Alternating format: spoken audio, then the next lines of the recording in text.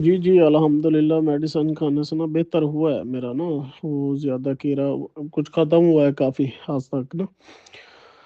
बाकी आराम भी रहा है माशाल्लाह ठीक रहा है, लेकिन वो मैंने ना 2 ड्रॉप्स वो डबल ही मैंने पी लिए थे। मुझे तो सिंगल का आपने बताया था वो मैंने डबल ही यूज़ कर लिए थे, वो तो मेरे 20 दिन में ख़त्म हो गए थे।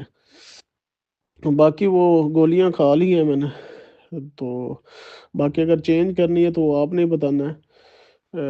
इससे भी अच्छी हो तो बेहतर है। ड्रॉप्स है ना जो ड्रॉप्स वो मुझे 3 है ना 3 सेंड कर देना वो बोतलें जो होती हैं, वो 3 मुझे सेंड कर देना।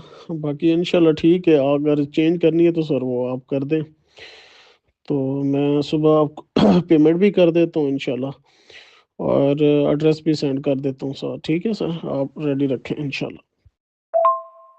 जी, अस्सलाम वालेकुम रहमतुल्लाहि व बरकातहू। जी कामरान भाई ठीक हो गया, सुबह मैं मेडिसिन मज़ीद चेंज करके उसकी डोज़ भी बढ़ा देता हूँ। इंशाल्लाह अल्लाह पाक ने आपको शिफ़ा भी दी है और अल्लाह पाक मज़ीद मुकम्मल आपको शिफ़ा देगा।